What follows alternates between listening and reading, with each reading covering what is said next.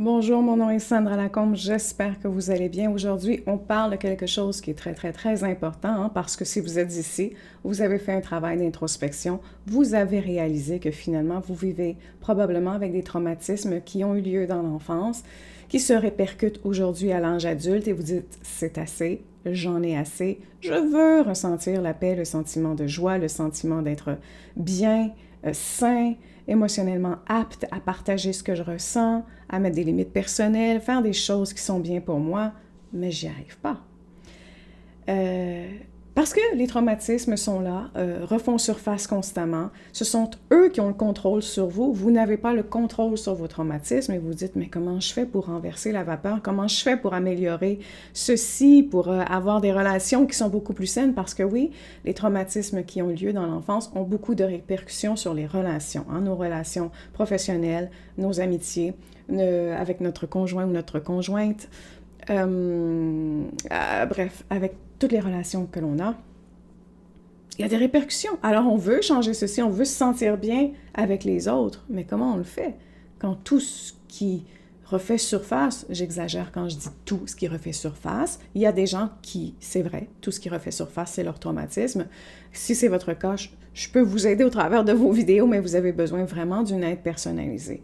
Donc, au quotidien, vous allez avoir de la difficulté avec vos émotions, avec la façon dont les gens réagissent.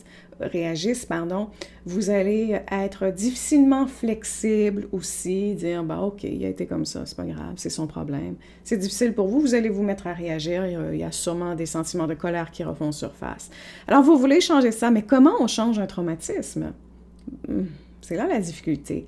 Le réflexe actuel, le réflexe d'une personne traumatisée, c'est de repenser au passé. Ce qui refait surface, c'est le passé constamment. Le passé devient le présent, carrément.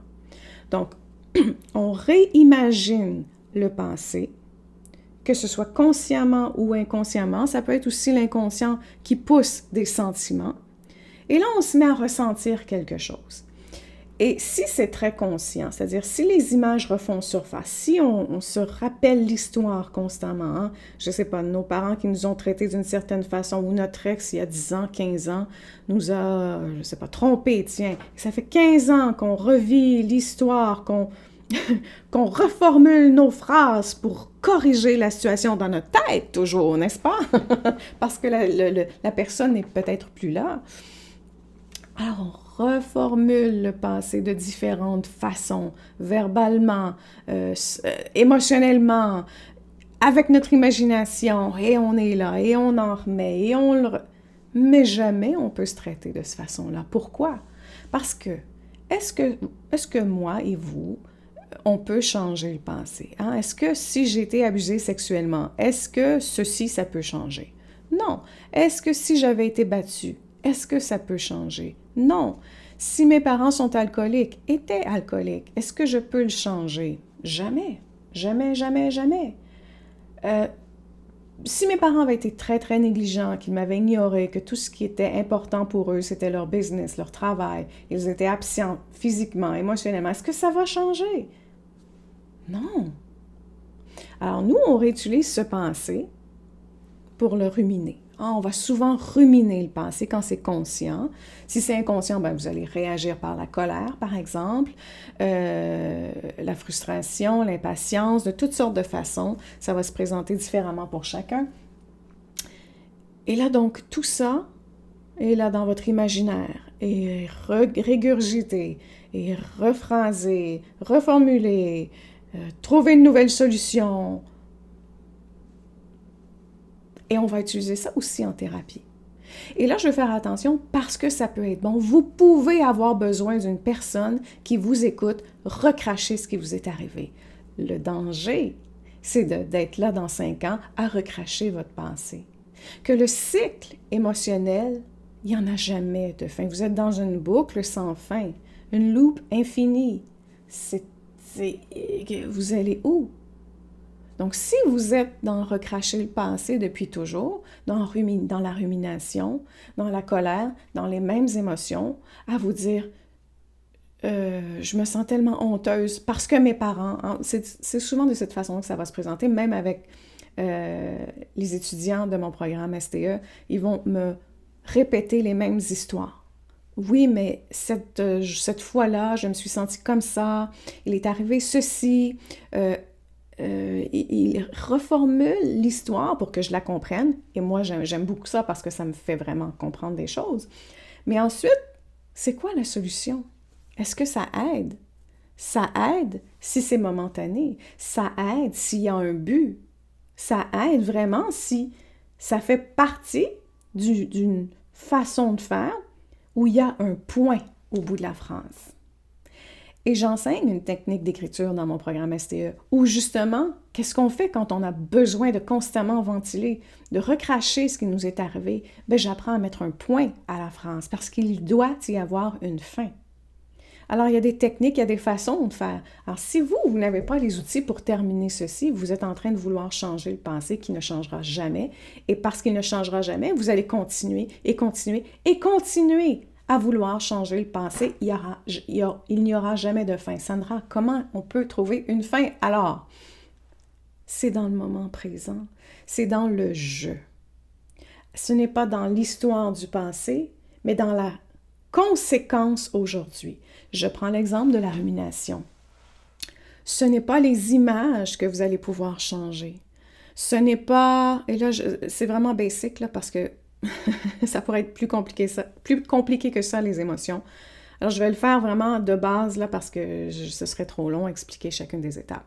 Donc, si on repense à nos passés, ce ne sont pas le passé, ce ne sont pas les images, ce ne sont pas le fait de revivre son histoire qu'on peut changer. C'est pas ça. Quel est le mot qu'on utilise? La rumination. C'est ça qu'on peut changer. C'est ça qu'on peut apprendre à changer. Alors, ce que je vois souvent, c'est des gens qui vont écouter. J'ai une vidéo sur la rumination, j'en suis certaine. Cherchez, vous allez la trouver, qui explique comment parvenir à ramener, à cesser, à stopper, à diminuer la rumination. Donc, c'est ce qu'on cherche à faire. On veut la solution pour stopper la rumination. C'est ce qu'on veut. On ne peut pas changer le pensée. C'est la rumination. C'est l'objet. C'est ça maintenant. C'est le présent. C'est l'objet du présent. C'est la réalité actuelle. C'est ce qu'on change. Je rumine. Point. Oui, mais c'est pas de ma faute, Sandra. Oui, mais tu comprends pas. Oui, mais tu n'as pas vu ce que j'ai vécu. C'est vrai. Je le sais très bien. Je sais très bien. Vous comprenez, quand je dis « je sais très bien », je l'ai vécu. Même si mon histoire elle est différente, la rumination, c'était ça. Il faut, à un certain moment, ce n'est pas un travail d'une semaine, c'est pas vrai. C'est un travail de longue haleine, réparer un traumatisme.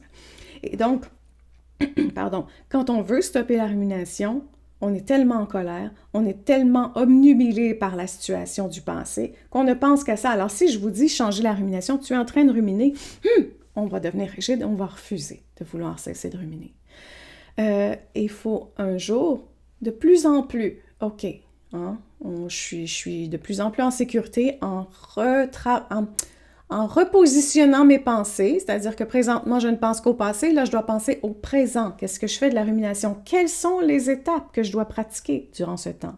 Et c'est la même chose si vous sentez, je ne sais pas, vous me parlez de la façon dont vos parents utilisaient l'humiliation aussitôt qu'il se passait X, Y et Z, et que vous, aujourd'hui, vous vivez avec une grande honte, vous avez de la difficulté à aller voir les gens parce que ce à quoi vous pensez, c'est que vous êtes une personne honteuse qui ne mérite pas d'être elle, qui ne mérite pas d'avoir d'opinion, qui ne sait rien. Et vous êtes tellement honteux que vous avez de la difficulté. Est-ce qu'on va réparer l'histoire qui vous est arrivée? Jamais. Ça ne peut pas arriver. Ce qu'on peut réparer, c'est quand vous vous présentez devant une personne et que tout ce dont vous pensez, c'est que vous ne valez rien, vous avez honte de vous-même et qu'il y a un sentiment, une force intérieure qui n'a peut-être pas de mots, qui se fait ressentir. C'est ce qu'on veut travailler. C'est la honte. Qu'est-ce qu'on peut faire? Quels sont les outils? Quelles sont les étapes lorsqu'il y a une honte? Donc, on traite les traumatismes du passé en changeant les sensations du présent. Mais Sandra, ça ne va jamais changer mon passé. Non. Vous allez éliminer le sentiment de honte. Vous allez éliminer la rumination. Le passé n'a rien changé, mais aujourd'hui, vous allez voir, vous n'allez plus vous sentir comme ça. Oui, mais Sandra, j'ai déjà fait l'exercice 10 fois, c'est pas si magique. Non, c'est pas si magique, c'est vrai. C'est tout à fait vrai. Il faut continuer. C'est ça. Parce que ce sera difficile de changer quelque chose. Il y a quelqu'un l'autre fois qui m'a écrit « C'est vraiment facile de changer une croyance. » Il m'a écrit ça dans mon cours. J'ai pas répondu parce que c'est pas vrai.